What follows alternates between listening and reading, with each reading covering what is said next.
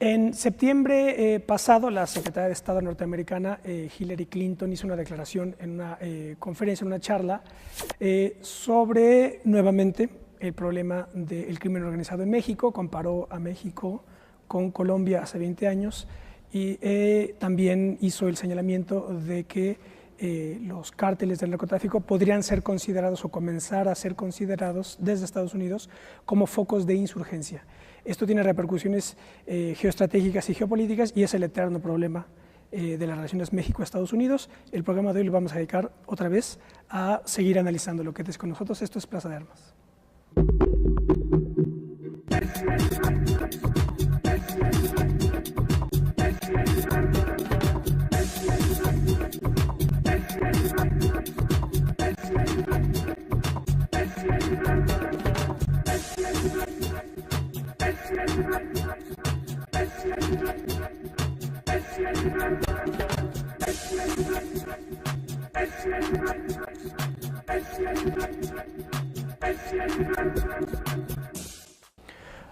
Hola, ¿qué tal? Qué bueno que están en otro debate de Plaza de Armas aquí por Capital 21. Les recuerdo nuestra página www.plazadearmas.tv y nuestro correo plazadearmas21@gmail.com. Bueno, vamos a tratar el tema otra vez. Es, como digo, el problema, es un problema estructural de las relaciones entre México y Estados Unidos, que es el problema del crimen organizado, la seguridad nacional mexicana y también la de Estados Unidos. Y bueno, las consecuencias de todo esto. Para este programa tengo el gusto de saludar nuevamente al licenciado Manuel Bartlett. Licenciado. ¿Qué tal? Muchas gracias. Gracias por acompañarnos. Y también nos acompaña Raúl Benítez. El doctor Raúl Benítez. ¿Qué tal, Raúl? Buenos días. Gracias por acompañarnos. El doctor Benítez es investigador en el CISAN, es el Centro de Investigación sobre América del Norte, un instituto de la Universidad Nacional Autónoma de México, y él también es presidente del llamado Colectivo de Análisis de la Seguridad con Democracia, CACEDE, una ONG dedicada a cuestiones de seguridad. La página es www.seguridadcondemocracia.org. Ahora en la charla hablaremos mucho de lo que en esta página están investigando. Bueno, pues Carl Schmitt decía en el clásico concepto de lo político, en alguna parte dice, protejo, luego obligo, es el pienso, luego existo del Estado. Es decir, toda cuestión que tenga que ver con la protección implica la obligación posterior y lo pone como digamos, la ley fundamental de la dialéctica de Estados. Y esto es un poco lo que tenemos entre manos en esta discusión. Vale la pena que les comente que el licenciado Bartlett, en octubre 7 de 2010, él es articulista del Universal, hizo un comentario nuevamente relativo a las afirmaciones de Hillary Clinton y a los debates internos en Estados Unidos al respecto.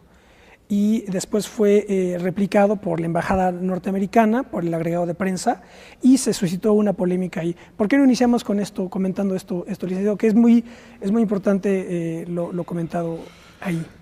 Sí, cómo no. El tema, como lo está manejando Estados Unidos, me parece que es dañino para México. Sí, han estado insistiendo en que lo que está ocurriendo en México es un problema una amenaza para su seguridad nacional. Ya desde hace tiempo está este tema, de ahí las intervenciones que han tenido con el Plan Mérida, que es el Plan Colombia, y diversas acciones que van tomando en torno de este problema. La presencia de funcionarios americanos en México, la visita que hizo el gabinete de guerra, ni más ni menos, ¿verdad? Los funcionarios que manejan la guerra en Irak y en Irán vinieron aquí a México a semblantear, diría yo, a los funcionarios mexicanos. Aquí en México se celebró que la señora Clinton reconociera que hay un gran consumo en Estados Unidos y que somos corresponsables, pero en los Estados Unidos los periódicos importantes nacionales e internacionales señalaron que había venido el gabinete de guerra para establecer ya aquí en México una cooperación en todas las instituciones que están vinculadas con seguridad. Entonces ya aquí eso no se ve, se negó, allá sí se dijo abiertamente, vinieron a eso. Bueno, eso yo lo he señalado, para mí es una intervención ya en las áreas de mayor sensibilidad del gobierno mexicano: migración, seguridad, inteligencia. Todo este proceso se ha venido acendrando, digo yo, con esta retórica en Estados Unidos, relacionando ya primero manejaron el Estado fallido allá. México es un Estado fallido, cuando se les pregunta dicen no, pero allá sí lo manejan. El Estado Mayor del Ejército Americano lo dijo abiertamente. Entonces, la nueva campaña o el fortalecimiento de esa campaña en relación a lo que pasa en México ya nos coloca como un país en donde hay una insurgencia, ¿no? El narco es una insurgencia y esto tiene un significado militar, ¿no? Porque ese gabinete que vino aquí, ¿no?, es el que dirige la contrainsurgencia en Irak y en Irán. Su política militar de intervención en estos dos países está basada en la idea de que hay una insurgencia que ellos tienen que vencer mediante una contrainsurgencia, que es una operación militar y política, ¿no? Entonces digo yo, esta insistencia ahora ya con ese concepto que en Estados Unidos está ahorita aplicándose, pues nos coloca en una situación de riesgo. Uno, y dos, el no reconocimiento de los Estados Unidos real de que ellos no están haciendo nada para evitar que esa inseguridad que sienten para su defensa y su soberanía la están generando ellos. Este fue un poco el planteamiento de mi artículo. De su artículo. Raúl, ¿cómo podemos hacer una primera aproximación al problema? Bueno, yo iré un poco más atrás. Sí. La colaboración México-Estados Unidos en materia de seguridad se incrementa de forma cualitativa muy notablemente desde los atentados del 11 de septiembre a Estados Unidos, y esto lleva a una especie de concepto interdependiente de seguridad, pero en las interdependencias entre los estados en el sistema internacional actual, obviamente hay unos que son más fuertes que otros, y hay unos que tienen más fortalezas en lo militar o en lo político o en lo diplomático o incluso en lo social que otros, y definitivamente México es un eslabón débil de esta interdependencia, y la parte fuerte de la interdependencia pues tiene más capacidad de imponer sus concepciones y sus políticas, eso es obvio, ¿no? Cuando Estados Unidos es atacado, inmediatamente le pide a sus dos vecinos, a Canadá y a México, el fortalecimiento de las fronteras. El miedo a que se colara, que pasara por la frontera de México y de Canadá alguna célula terrorista islámica era muy grande. Afortunadamente, los comandos terroristas que ingresaron a Estados Unidos lo hicieron por aire, no lo hicieron por las fronteras terrestres de Canadá y México. No podían acusar a Canadá o a México de que tenían una política de seguridad de fronteras débil o abierta, pero señalaban que la frontera sur de México era muy débil, que entraban todos los inmigrantes que querían, que había mucha corrupción. Algunas cosas son ciertas y eso tampoco se puede ocultar, y que eso favorecía pues que pudiera llegar fácilmente una célula a la frontera norte de México y que le pagara dinero a traficantes de personas y que ingresara al territorio de Estados Unidos. Era el argumento.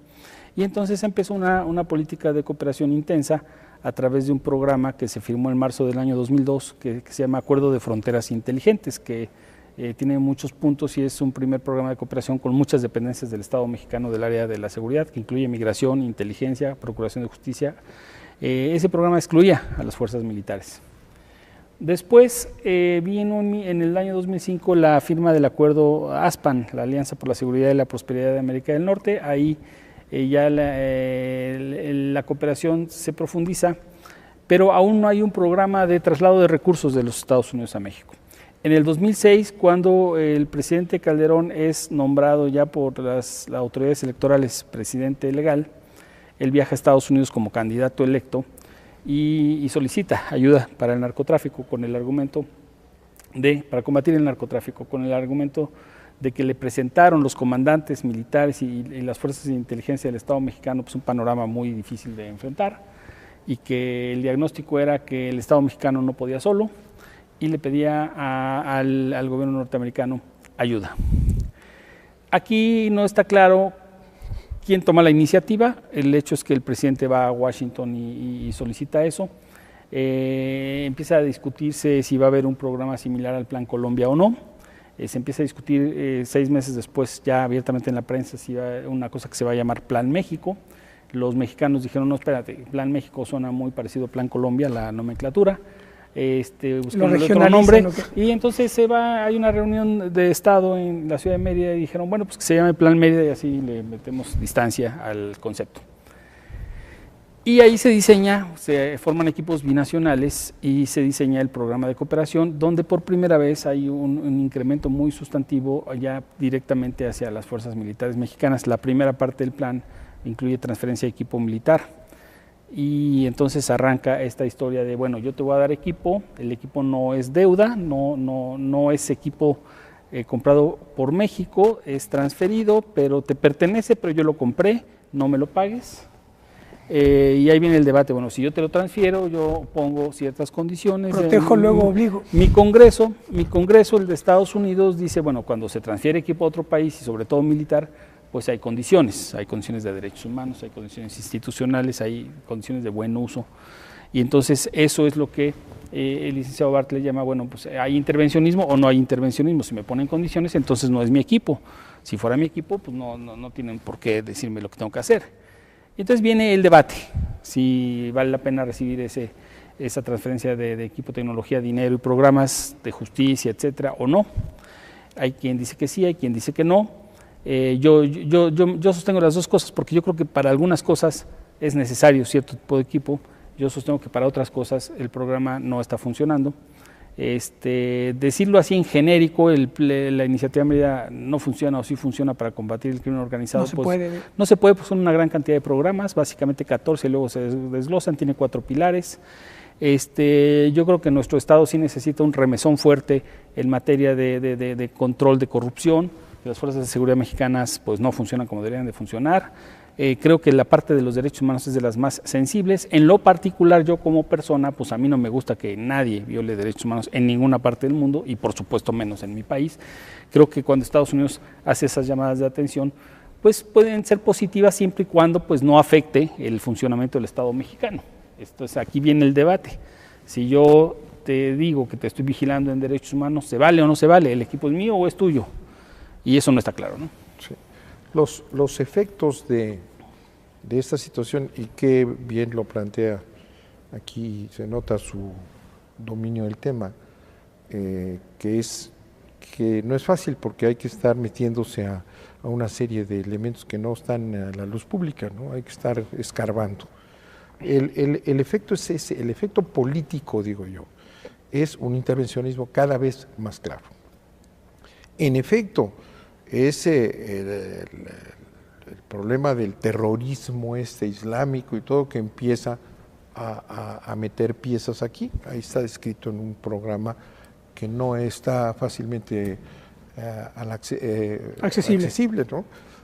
Pero, por ejemplo, yo siendo senador, viajé por diversos países para ver cuestiones de petróleo, me acuerdo, y había una gran irritación en países con los que teníamos una magnífica relación, que esa relación estaba suspendida porque resulta que las visas y el permiso de entrar al territorio nacional estaba controlado por los Estados Unidos. Sí, claro, no se dice, pero en fin, como es ese acuerdo de que es para proteger a los Estados Unidos de posibles invasiones de estos grupos terribles, pero bueno, pues entonces se meten en la política mexicana. ¿Cómo es posible que permitamos, a final de cuentas, en términos de soberanía, que ya el otorgamiento de visas sea supervisado por un país extranjero, el que sea, ¿no? Y de ahí sigue, bueno, luego lees pequeñas notas por ahí que van a asesorar al CISEN, ¿no? Que van a estar los americanos en el CISEN. A mí me tocó cambiar la Dirección Federal de Seguridad, que era una porquería, y crear un sistema de inteligencia que no ha funcionado porque lo manejan mal. Pero que manejen mal el sistema de inteligencia nacional, ¿verdad? Que tiene que ver con todo esto, seguridad, tiene que ver con seguridad alimenticia, tiene que ver con fronteras, Todo eso no lo han manejado, habían desde Salinas en adelante.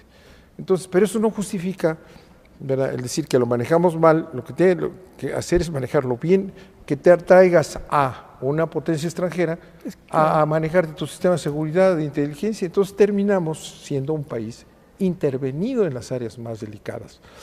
Y si a esto le sumas esta retórica que, bueno, hace unos días, bueno, ya la señora Clinton, ¿verdad?, ya nada más estaba casi ordenando la intervención del ejército, porque inclusive hay señales ya, y hace unos días lo oímos en la radio, de que el Comando del Norte, y decías bien que el ejército todo después, sí. Bueno, hay declaraciones del Comando Conjunto que dice que están preparando al ejército mexicano para guerra irregular, así le llaman, oficial, en sus comunicados públicos, que el ejército mexicano antes era un poco sensible a estas cosas, pero que ya no lo son tanto. Y entonces están preparando en guerra irregular. Que tú tocas eso luego después con el aspecto de la contrainsurgencia, ya México necesita una contrainsurgencia. ¿Qué es la contrainsurgencia en Irak y en Afganistán? La contrainsurgencia ya es, y hay un manual, es vamos a armar a los afganos para que ellos se ocupen de poner en orden, o sea, matar a los afganos.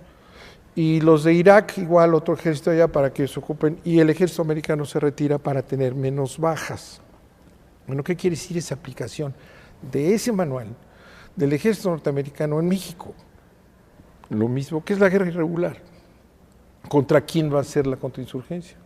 ¿A quién les gusta a ellos que son insurgentes o no? ¿Y en qué momento son los insurgentes? Ahorita son narcos, mañana son otra cosa.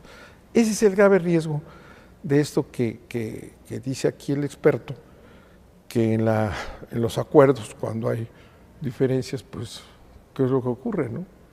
Entonces la política exterior mexicana, ¿verdad?, que ha sabido siempre, obviamente que tenemos a un gigante enfrente, y lo hemos sufrido, tienes que tener mucho cuidado en qué convenios y qué tratados haces con el grandote, porque el efecto es ese que señala, hay una desimetría, ¿verdad?, terrible, y entonces pues terminan ordenando en el país. ¿Cómo ha evolucionado esa relación? Porque evidentemente que ha permanecido a lo largo del tiempo. Ha sido de manera notable el cambio cualitativo a partir de los 90 y con la entrada de gobiernos, por ejemplo, neoliberales. ¿Cómo era antes? Mira, yo no le atribuiría al neoliberalismo la culpa de las cosas.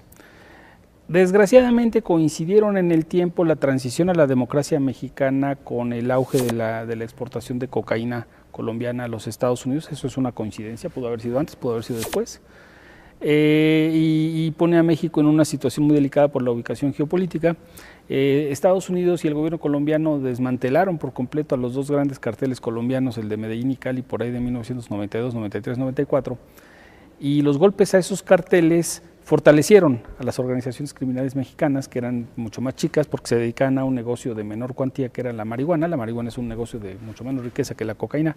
El producto que aquí genera distorsión macroeconómica y genera grande acumulación de riqueza por los criminales es la cocaína. Entonces, ello lleva a que los mexicanos, viendo reducidos a los colombianos y los colombianos necesitando un puente, pues los mexicanos se aprovechan y empiezan a controlar los carteles colombianos. Se ponen de intermediarios y pasan a dueños del negocio. Y entonces, aprovechando la situación de democracia donde empiezan a crecer partidos políticos, hay un proceso de descentralización del aparato del Estado, mayores recursos para los municipios, algunos dados con mucha irresponsabilidad. El dinero es sin medidas de control financiero para que no lo malgasten. Y el malgaste del dinero es por muchas razones. Puede ser de que hasta que un gobernador, presidente municipal se embolse el dinero, hasta para favorecer a una empresa, un esto, un lo otro, pero hay un mal gasto de dinero. Últimamente han estado saliendo artículos de periódicos sobre el derroche del dinero del IFE, que es una irresponsabilidad total, pues se da sin control, pero también viene entonces el tema de que la mercadotecnia en democracia se vuelve un gran negocio porque es carísimo. Las televisoras comerciales ponen unos precios altísimos a la publicidad y el narco se aprovecha de eso y le dice a un presidente municipal, a un gobernador o a las campañas federales, que son las más peligrosas. Yo te apoyo. Pues ¿quieres ganar? Aquí está. Y Televisa te dice, pues ¿quieres ganar? Te cobro $3 millones por 6 spots. Y pues, si quieres ganar, la tentación de recibir dinero es muy elevada y empieza lo que se llama la narcopolítica. La coincidencia en tiempos de la democratización de México con el auge de la cocaína y que la democratización de México se hizo sin controles de muchas cosas, manejo de recursos, etcétera, generó este monstruo que es el crimen organizado. Vamos a hacer un pequeño corte, nos quedamos con esto que comenta el doctor Benítez. Vamos a hacer un corte, estamos de vuelta en un minuto.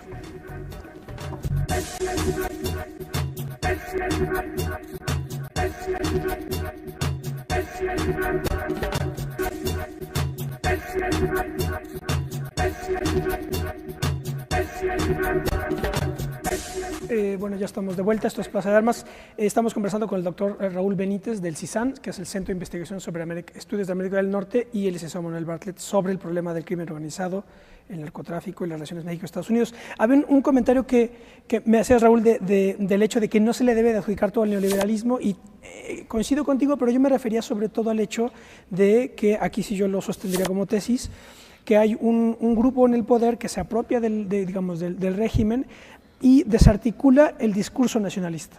Es decir, el neoliberalismo en lo que tiene de no nacionalista. Ese es un poco lo que yo diría, porque después, evidentemente que hay una dialéctica real de intereses y de problemas reales, pero que después muchas decisiones que tienen que ser tomadas en el plano político obedecen a directrices ideológicas, nacionalistas o neoliberales. A eso me refería en ese sentido. Sí, pero yo digo que no tiene que ver con esto que Ni siquiera estamos discutiendo, porque mira, el neoliberalismo hay en todo el mundo, y no en todo el mundo hay crimen organizado. Hay crimen organizado en México por otras razones, incluso el tema del empleo. El tema del empleo gravita poco en el crimen y en el crimen organizado. Hay países pobrísimos de América Latina que tienen muy bajas tasas de delincuencia. Te voy a poner un caso, Nicaragua. Nicaragua tiene bajas tasas de delincuencia a la mitad de las mexicanas. Y el país es pobrísimo, claro, y hay mucho más desempleo que en México. Es porque tienen buenas policías, hay un ejército muy profesional, tienen servicios de inteligencia, y un vecino de Nicaragua, mucho más rico que Nicaragua, pobre para las dimensiones mexicanas, pero comparado con Nicaragua, un vecino. El Salvador tiene un problema de delincuencia fenomenal, y la riqueza que genera El Salvador y su industria es muy superior a la nicaragüense. No hay un vínculo directo, y en los dos hay neoliberalismo. Entonces, las políticas económicas gravitan poco en cómo afecta, gravitan pero poco en cómo se afecta la seguridad. El monopolio y nacionalismo tampoco. El mandatario más nacionalista de América Latina, Hugo Chávez, si le queremos llamar nacionalista, tiene al país más inseguro en términos de criminalidad de América Latina. La ciudad de Caracas es una de las más peligrosas. Después de Ciudad Juárez sigue Caracas, en estadísticas de violencia.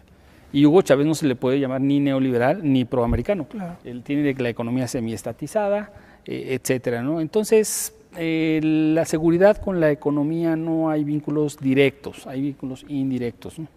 Nueva York era una ciudad súper insegura hace 15, 20 años, era la ciudad más rica de Estados Unidos, y ahora es una ciudad muy segura. Que no nos guste o que sí nos guste la mano dura de Giuliani, eso es otra cosa.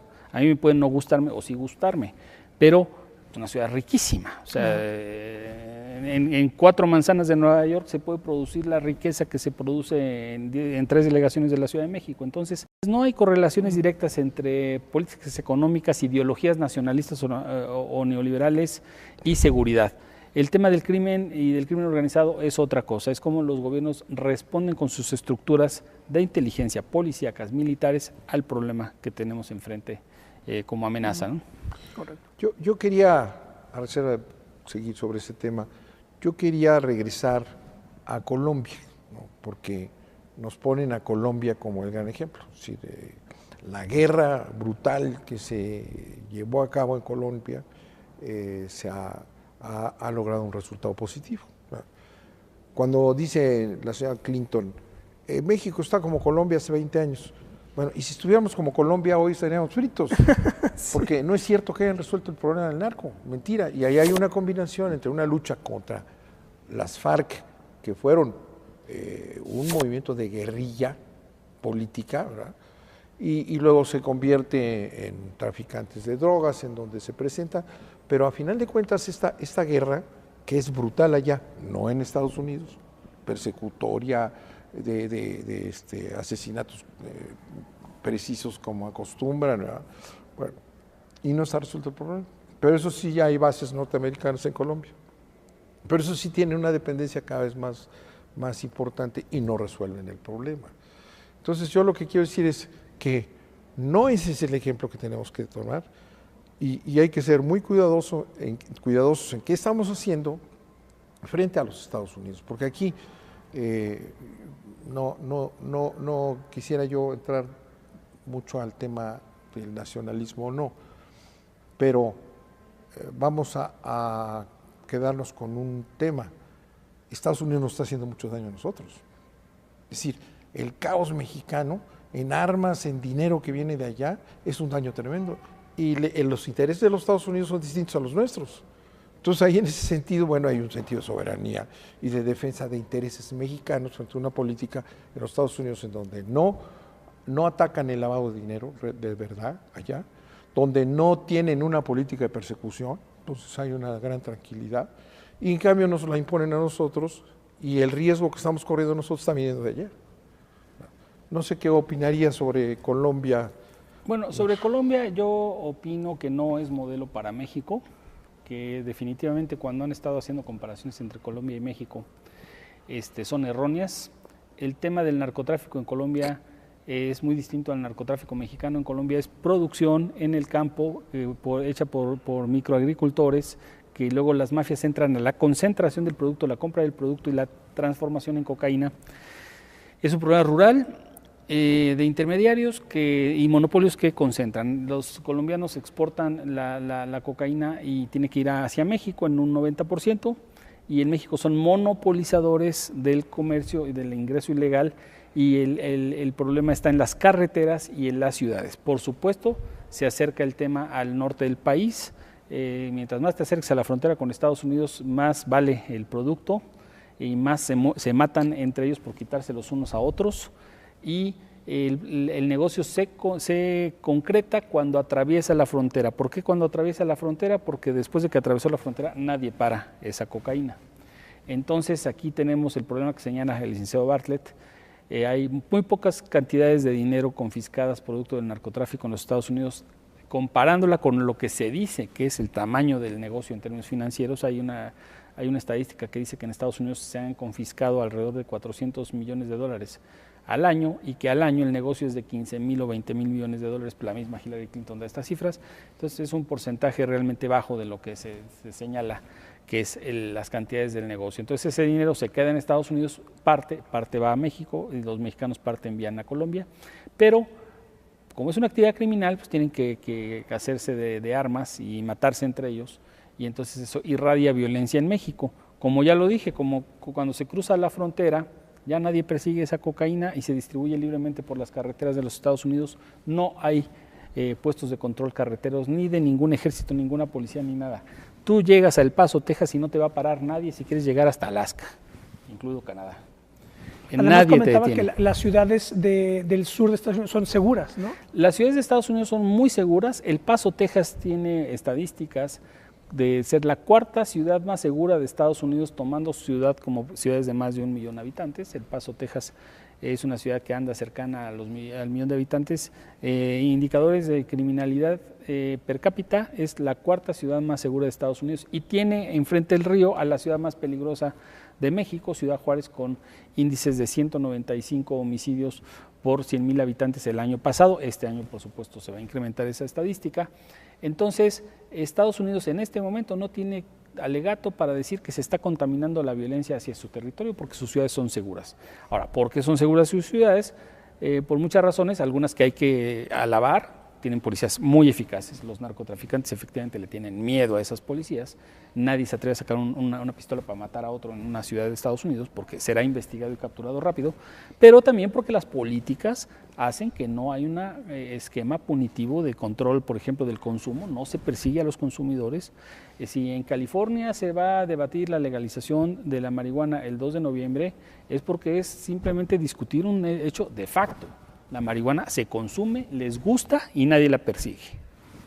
Entonces, pues están legalizando una situación de facto. Hay un mercado extendido de la marihuana y hay un mercado extendido de consumidores, les gusta, y pues simplemente el gobernador de California hace bien. Pues si esto ya es una cosa generalizada, pues simplemente yo la regulo. Yo no estoy en contra de que el Estado de California ponga a referéndum eso. Probablemente pierdan los legalizadores, pero tampoco importa porque no las persiguen, no es perseguida. Entonces, no hay políticas punitivas contra las drogas en Estados Unidos, ni contra el control de armas, ni el lavado de dinero es eficaz en el sistema financiero. Entonces eso es lo que está afectando a México. Ahora también hay que tener, con esto cierro para también conocer las opiniones del licenciado Bartlett, también hay que tener en cuenta que nuestras instituciones están muy, muy ineficaces para enfrentar ese tamaño problema, porque el problema lo tenemos nosotros y nosotros tenemos que resolverlo. No, yo estoy de acuerdo y estoy de acuerdo que las instituciones están muy mal. Hablábamos de inteligencia por los suelos, no existe, ¿verdad? Desde luego que se han demeritado las instituciones en los últimos años, que se ha corrompido el sistema político mexicano, ¿verdad? Que este manejo que comentabas hace un momento de la cantidad de dinero que llega a los estados, a los municipios, sin control, es parte de un arreglo importante entre el presidente de un partido, del PAN, que se enfrenta a una mayoría de gobernadores de otro partido y que se ponen de acuerdo para llevarse bien, ¿verdad? Y entonces hay un río de dinero hacia los estados y los municipios sin control, ¿verdad? Sin control, pero eso es lo que beneficia al gobierno federal porque tampoco tiene ningún control.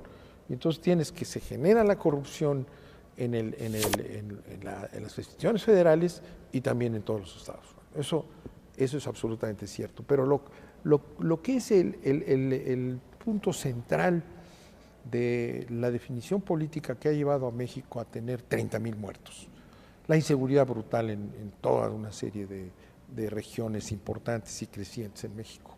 Bueno, es una política que está ya censurada y criticada socialmente, intelectualmente y sigue adelante. Pero nada más podemos especificar lo absurdo de esta política con lo que nos acabas de decir ahora, que es muy claro. Las ciudades norteamericanas en la frontera son absolutamente tranquilas y pacíficas.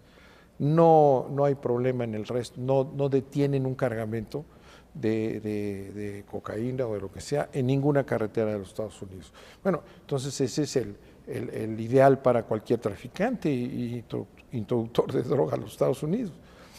Hoy están saliendo todavía con gran alaraca que detuvieron quién sé cuántas toneladas de marihuana. Es una cosa industrial ahí gigantesca. Unos camiones enormes, ¿verdad?, que estaban ya yéndose para allá. Y yo me digo, ¿y por qué no los dejaron pasar? Porque iban a pasar. Y si pasan, pues ocurre eso que tú dices, bueno, ahí una vez que pasaron ya se fueron, pero pasan. O sea, también de aquel lado los dejan pasar y luego no los persiguen. Entonces, estar llevando una política de este tipo, contraria a la de los Estados Unidos, es verdaderamente criminal.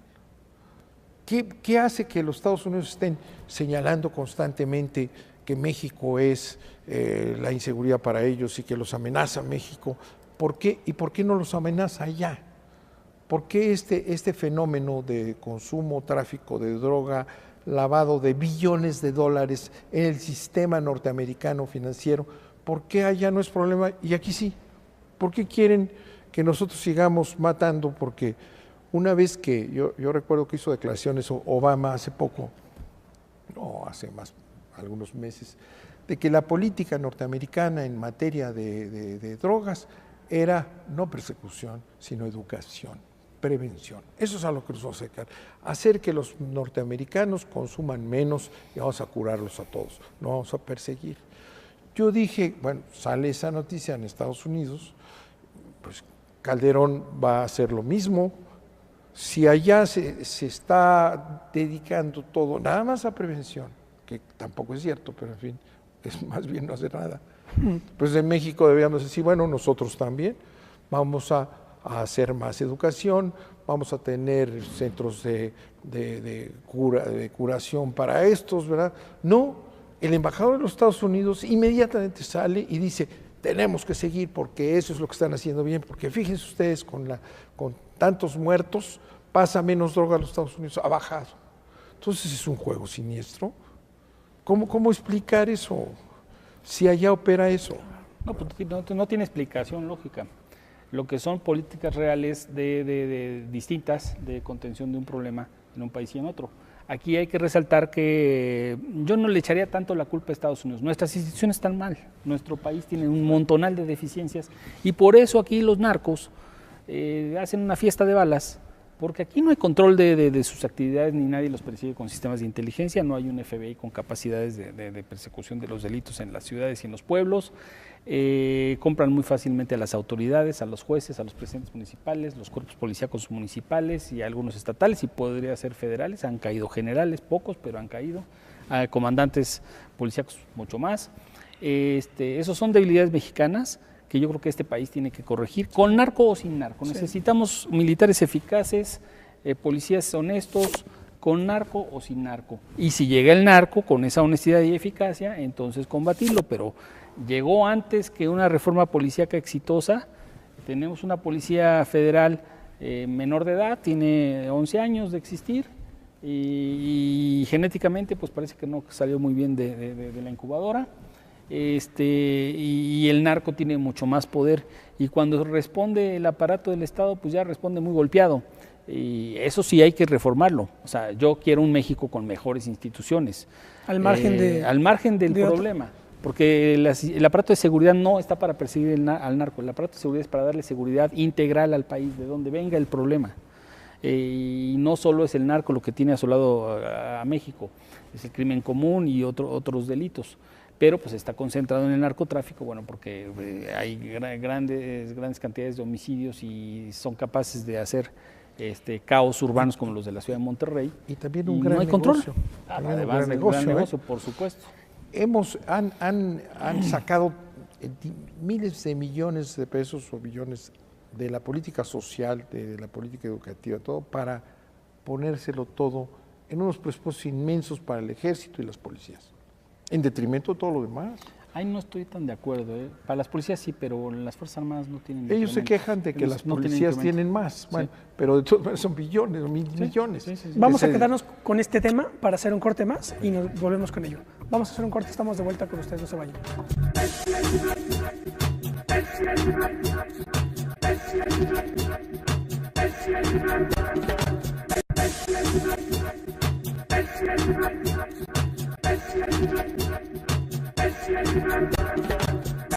Bueno, ya estamos de vuelta. Esto es Plaza de Armas. Estamos conversando con el doctor Raúl Benítez y el licenciado Manuel Bartlett sobre el problema del crimen organizado y las implicaciones geoestratégicas entre México y Estados Unidos. Nos quedamos con la cuestión del presupuesto.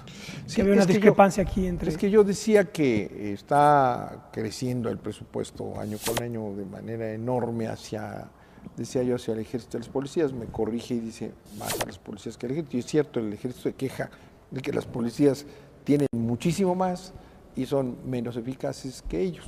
Pero de todas maneras hay una diversión de recursos de un país pobre que necesitaría estar en una política social intensa dedicada a esta persecución del narco, cuando allá no lo hacen. Entonces, sí están demeritadas las instituciones. Hay una enorme corrupción, estamos muy mal, pero estamos peor si perseguimos a los narcos, que allá no los persiguen. Pero no acaba de hacer, Raúl, la precisión de que la correlación no es directa entre la política de seguridad y la política social. ¿No sería no sé. Sí, eso señalé yo. Ahí tendríamos una especie de diferendo de opinión, que para esto son estos debates. Claro. Sí, yo creo que, bueno... O sea, no se niega que tenga que haber política social. No, por supuesto, no, pero no es un programa de política social. Estamos hablando del programa del crimen organizado y de combate al crimen organizado, ¿no? El tema es que el combate a las organizaciones criminales es urgente y las políticas sociales, educativas, de salud, de empleo, tienen efectos de más largo plazo. O sea, tú inviertes ahorita y vas a ver el efecto en 8, 10, 15, 20 años. Y el crimen organizado lo necesitas combatir en este momento. Ahora, el tema es si el dinero que se le destina está usándose bien, si es con una estrategia correcta, o si tú tiras dinero a un fondo vacío porque la estrategia o no es correcta o cuando los operadores la implementan, pues simplemente hasta muchos de ellos sirven al enemigo. El tema es las instituciones del Estado mexicano. Necesitamos instituciones del Estado para el siglo XXI. Y cuando estas instituciones sean fuertes, un vecino puede llegar y decirnos, te voy a dar dinero para fortalecer tus instituciones. Tú le puedes decir con toda comodidad, sabes que yo no lo necesito. Pero cuando las instituciones son débiles, pues todo el mundo las anda criticando, la ONU, Europa, Estados Unidos, y todo el mundo anda ofreciendo programas de ayuda. Por México han pasado 500,000 jueces italianos, españoles, suecos, haciendo canadienses, balances y dando conferencias, entrenando a las judicaturas, pasan, llegan también la Policía Montada canadiense, la Guardia Civil española. No, son instituciones fuertes y dicen, en México tiene instituciones muy débiles, les voy a dar mis enseñanzas. Cuando nosotros tengamos estructuras fuertes, ya no nos van a venir a dar sus enseñanzas y nosotros podríamos ir a dar nuestras enseñanzas a ellos. Hay que asumir la parte de nuestra responsabilidad. El Estado mexicano está mal y por ello, en la parte nuestra hay que reformarlo para que funcione, eliminar la corrupción, eliminar los flujos de dinero y desviaciones de dinero completamente fuera de control. Pues la danza de los millones, empiezan otra vez el tema electoral y vamos a ver la danza de los millones, ¿no? Es que ese es el gran problema. Yo retomo esto, sí. La guerra contra el narco, la movilización del ejército por todo el país, el dominio de las Fuerzas Armadas sobre los policías, todo esto es para perseguir al narcotráfico, auspiciado y apoyado por los Estados Unidos, más de palabra que de numerario. Pero si esa guerra está mal, porque si analizamos que en los Estados Unidos no se está dando así, hay un error grave. Hay un error grave estar matándose o provocando muertes de mexicanos, a final de cuentas sean malos o buenos, porque no haya un tráfico de marihuana en los Estados Unidos, cuando no solamente en California se consume, como aquí lo explica, sino en todos Estados Unidos. Y ya está reglamentada o regularizada en quién cuántos estados más. Para usos médicos hay más de 20 estados donde es permitida para usos 20 médicos. estados, más de 20 estados. Entonces es un absurdo, ¿verdad?, que hayamos, porque hubo muertos en esa cacería de esta maravilla de montaña de marihuana. ¿Para qué? ¿Por qué? Si allá la consumen y están yendo. Entonces es donde está mal el asunto, independientemente de que todo lo demás y la corrupción y el decaimiento de las instituciones, sí, pero esa guerra que tiene al país en vilo, sí, la comparas con los Estados Unidos y no se da, pero no porque tengan mejores policías necesariamente, sino porque esas mejores policías no persiguen al narco y porque el lavado de dinero, que es el que alimenta todo el negocio aquí, ¿verdad?, el lavado de dinero allá no existe. Vino un funcionario menor por ahí, como a veces llegan, de quién sabe qué departamento americano, y nos dijo con gran sapiencia, señores, en México se lavan entre 15,000 y 30,000 millones de dólares al año. Muy bien, perfecto. Oye, y no nos dijo cuánto lavan allá. Los datos que da son un poquito más, ¿no? Imagínate el tamaño. ¿Y por qué allá se lava el dinero en el sistema bancario? Y aquí persigan el dinero lavado y allá no. Eso es lo que yo digo que es una contradicción. Estamos haciéndole el juego de chivos expiatorios a una política de los Estados Unidos, es dejar pasar, dejar hacer, ¿verdad?, en el dinero, en las armas, que son el lobby del American Rifle Association, es más fuerte que el Partido Republicano, ¿verdad?, o es la base del Partido Republicano. Entonces nosotros estamos haciendo el juego a ellos, que sigan vendiendo armas aquí en el mundo entero, que sigan lavando el dinero y nos llegue una propina, ¿verdad?, pero nos estamos matando aquí. Y en los daños colaterales, como los llaman ahora en terminología militar norteamericana, ¿verdad?, que son muertes de civiles, bueno, pues aquí en Estados Unidos no hay. Ese es el contrasentido de este asunto. Sí, en Estados Unidos sí hay daños colaterales cuando sacan a su ejército afuera. O sea, en Irak hay daños colaterales, hay un porcentaje de iraquíes civiles inocentes muertos en las operaciones, están estadísticamente contados. Y aquí en México se supone que andan sobre entre el 5 y el 10% de esas bajas. O sea, de esos 30,000, alrededor entre 1,500 y 3,000 serían civiles inocentes, que por desgracia la mayoría son habitantes de ciudades fronterizas, pues que no estaban en el entierro, ni en el velorio, ni en el nacimiento, y quedaron ahí. Y esos son obviamente los que le causan al gobierno mexicano más problemas para manejar políticamente, porque pues un muerto por un error de un cuerpo de seguridad o policíaco militar o un inocente que esté en fuego cruzado entre bandas de narcotraficantes es verdaderamente una tragedia. Pues sí, ¿por qué? Pero es que así son los ejércitos. Sí. Los ejércitos matan y disparan a todos lados, ¿verdad? Con la ametralladora. No, y el factor adrenalina es fuertísimo para un soldado, ¿no? Pues, o te matas o me mato y no sabes a quién estás disparando, ¿no? Entonces tú estás librando una guerra para detener un tráfico hacia allá y un negocio que allá no lo detienen y que allá se florece y que sostiene. ¿Cuántos billones están en Wall Street, por ejemplo, lavados? Si aquí son 15,000 a 30,000. Entonces, ese es lo que significa el absurdo de tener a México en esta situación, ¿verdad? A ver, nos quedan 5 minutos. ¿Qué podemos decir? Estamos en 2010, quedan 2 años de esta administración. Va a haber próximo, bueno, se espera que haya elecciones en 2012, quién sabe qué va a pasar, pero considerando que vaya a haber, ¿qué horizontes estratégicos para México puede haber? ¿Qué cosas se pueden hacer al margen de lo que yo quiero ser muy breve en esto. Es un problema transseccional y transpolítico. Obviamente. El narco ha penetrado las 3 fuerzas políticas principales del país y las chiquitas en donde tienen presencia. Se dice, no, es que el PRI cuando gobernaba, bueno, el PRI cuando gobernaba era penetrado porque era el único partido, pero si en ese momento hubiera habido otro partido, lo hubieran penetrado igual. O sea, nosotros vemos ahorita el problema del gobernador de Nuevo León, es del PRI. Nosotros vemos los problemas del gobernador de Michoacán, es del PRD. En los estados panistas, en el norte del país. El problema es igual, es transpolítico. Al narco no le importan los colores, le importa el que da las órdenes y el que controla la policía. Yo lo intento corromper o penetrar, no me importa la organización política que sea. Los partidos políticos no tienen aparatos de inteligencia para saber, escogí a y luego el narco lo compró. No tienen ese sistema de seguridad. Porque lo que quieren es ganar elecciones, no protegerse de una infiltración. El dinero es lo que quieren los candidatos para ganar una elección. Se lanzan a las contiendas para ganar, no para perder, y si ganar necesitas dinero.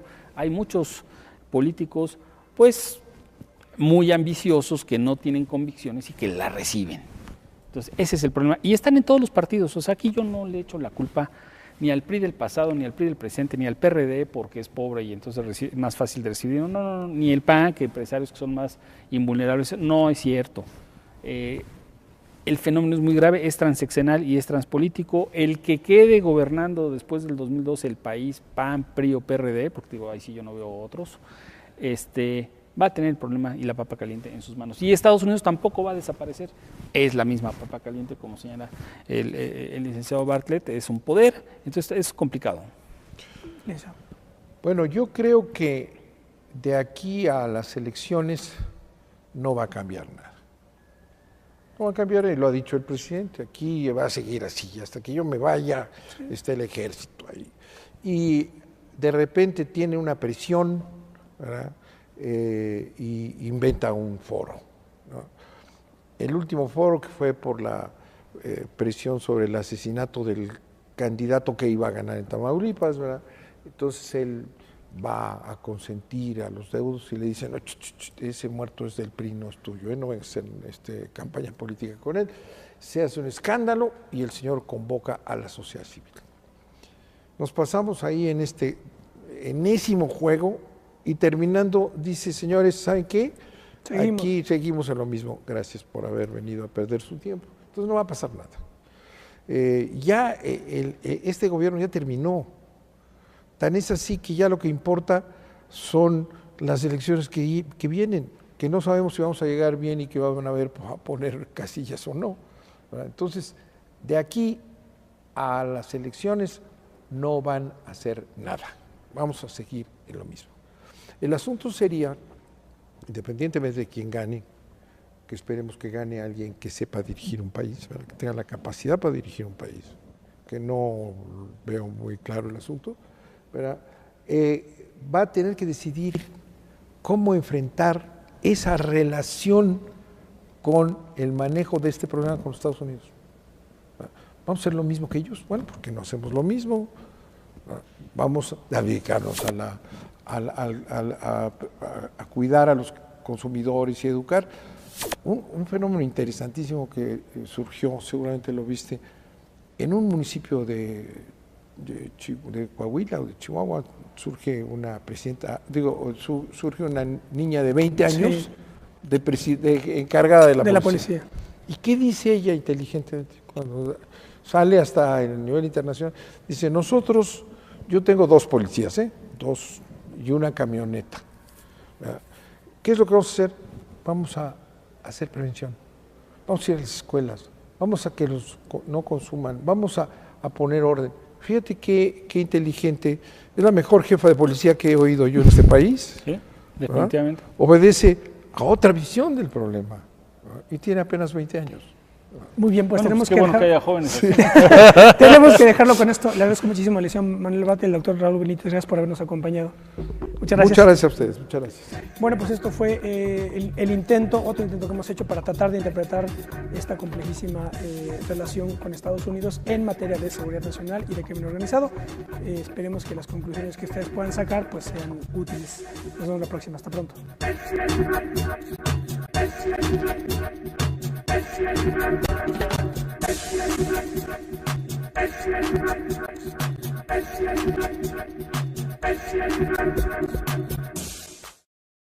En septiembre pasado, la secretaria de Estado norteamericana, Hillary Clinton, hizo una declaración en una conferencia, en una charla, sobre nuevamente el problema del crimen organizado en México. Comparó a México con Colombia hace 20 años y también hizo el señalamiento de que los cárteles del narcotráfico podrían ser considerados o comenzar a ser considerados desde Estados Unidos como focos de insurgencia.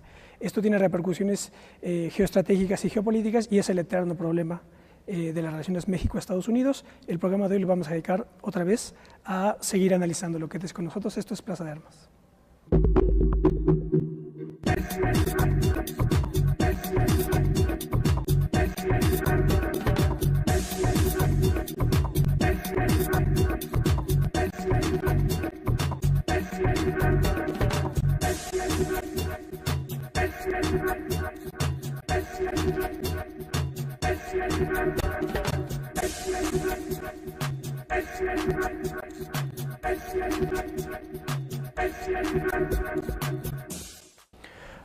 Hola, ¿qué tal? Qué bueno que están en otro debate de Plaza de Armas aquí por Capital 21. Les recuerdo nuestra página www.plazadearmas.tv y nuestro correo plazadearmas21@gmail.com.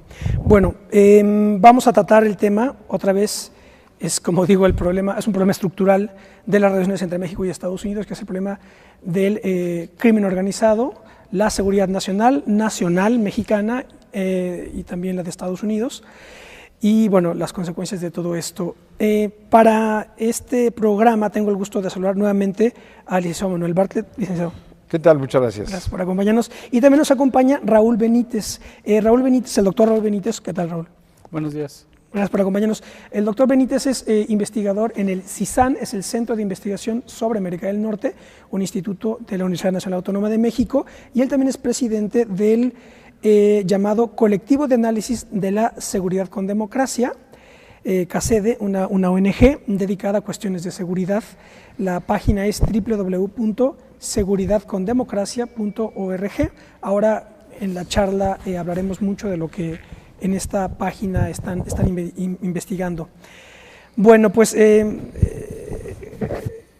Carl Smith decía en el clásico concepto de lo político, en alguna parte dice, protejo, luego obligo, es el pienso, luego existo del Estado. Es decir, toda cuestión que tenga que ver con la protección implica la obligación posterior y lo pone como digamos, la ley fundamental de la dialéctica de Estados. Y esto es un poco lo que tenemos entre manos en esta discusión. Vale la pena que les comente que el licenciado Bartlett, en octubre 7 de 2010, él es articulista del Universal, hizo un comentario nuevamente relativo a las afirmaciones de Hillary Clinton y a los debates internos en Estados Unidos al respecto.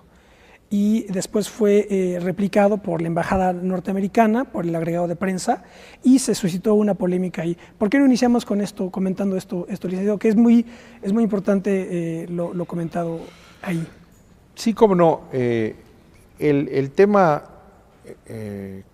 como lo está manejando Estados Unidos, me parece que es dañino para México. Sí, han estado insistiendo en que lo que está ocurriendo en México es un problema. El Estado Mayor del Ejército Americano lo dijo abiertamente. Entonces, la nueva campaña o el fortalecimiento de esa campaña en relación a lo que pasa en México ya nos coloca como un país en donde hay una insurgencia, ¿no? El narco es una insurgencia y esto tiene un significado militar, ¿no? Porque ese gabinete que vino aquí, ¿no?, es el que dirige la contrainsurgencia en Irak y en Irán. Su política militar de intervención en estos dos países está basada en la idea de que hay una insurgencia que ellos tienen que vencer mediante una contrainsurgencia, que es una operación militar y política, ¿no? Entonces digo yo, esta insistencia ahora ya con ese concepto que en Estados Unidos está ahorita aplicándose, pues nos coloca en una situación de riesgo. Uno, y dos, el no reconocimiento de los Estados Unidos real de que ellos no están haciendo nada para evitar que esa inseguridad que sienten para su defensa y su soberanía la están generando ellos. Este fue un poco el planteamiento de mi artículo. De su artículo. Raúl, ¿cómo podemos hacer una primera aproximación al problema? Bueno, yo iré un poco más atrás. Sí. La colaboración México-Estados Unidos en materia de seguridad se incrementa de forma cualitativa muy notablemente desde los atentados del 11 de septiembre a Estados Unidos, y esto lleva a una especie de concepto interdependiente de seguridad, pero en las interdependencias entre los estados en el sistema internacional actual, obviamente hay unos que son más fuertes que otros, y hay unos que tienen más fortalezas en lo militar o en lo político o en lo diplomático o incluso en lo social que otros, y definitivamente México es un eslabón débil de esta interdependencia, y la parte fuerte de la interdependencia pues tiene más capacidad de imponer sus concepciones y sus políticas, eso es obvio, ¿no? Cuando Estados Unidos es atacado, inmediatamente le pide a sus dos vecinos, a Canadá y a México, el fortalecimiento de las fronteras. El miedo a que se colara, que pasara por la frontera de México y de Canadá alguna célula terrorista islámica era muy grande. Afortunadamente, los comandos terroristas que ingresaron a Estados Unidos lo hicieron por aire, no lo hicieron por las fronteras terrestres de Canadá y México. No podían acusar a Canadá o a México de que tenían una política de seguridad de fronteras débil o abierta, pero señalaban que la frontera sur de México era muy débil, que entraban todos los inmigrantes que querían, que había mucha corrupción. Algunas cosas son ciertas y eso tampoco se puede ocultar, y que eso favorecía pues que pudiera llegar fácilmente una célula a la frontera norte de México y que le pagara dinero a traficantes de personas y que ingresara al territorio de Estados Unidos. Era el argumento. Y entonces empezó una política de cooperación intensa a través de un programa que se firmó en marzo del año 2002, que se llama Acuerdo de Fronteras Inteligentes, que tiene muchos puntos y es un primer programa de cooperación con muchas dependencias del Estado mexicano del área de la seguridad, que incluye migración, inteligencia, procuración de justicia. Ese programa excluía a las fuerzas militares. Después vino en el año 2005 la firma del acuerdo ASPAN, la Alianza por la Seguridad y la Prosperidad de América del Norte. Ahí ya la cooperación se profundiza, pero aún no hay un programa de traslado de recursos de los Estados Unidos a México. En el 2006, cuando el presidente Calderón es nombrado ya por las autoridades electorales presidente legal, él viaja a Estados Unidos como candidato electo y solicita ayuda. Una amenaza para su seguridad nacional. Ya desde hace tiempo está este tema, de ahí las intervenciones que han tenido con el Plan Mérida, que es el Plan Colombia, y diversas acciones que van tomando en torno de este problema. La presencia de funcionarios americanos en México, la visita que hizo el gabinete de guerra, ni más ni menos, ¿verdad? Los funcionarios que manejan la guerra en Irak y en Irán vinieron aquí a México a semblantear, diría yo, a los funcionarios mexicanos. Aquí en México se celebró que la señora Clinton reconociera que hay un gran consumo en Estados Unidos y que somos corresponsables, Pero en los Estados Unidos los periódicos importantes, nacionales e internacionales, señalaron que había venido el gabinete de guerra para establecer ya aquí en México una cooperación en todas las instituciones que están vinculadas con seguridad. Entonces ya aquí eso no se ve, se negó, allá sí se dijo abiertamente, vinieron a eso. Bueno, eso yo lo he señalado, para mí es una intervención ya en las áreas de mayor sensibilidad del gobierno mexicano: migración, seguridad, inteligencia. Todo este proceso se ha venido acendrando, digo yo, con esta retórica en Estados Unidos, relacionando ya primero manejaron el Estado fallido allá. México es un Estado fallido, cuando se les pregunta dicen no, pero allá sí lo maneja.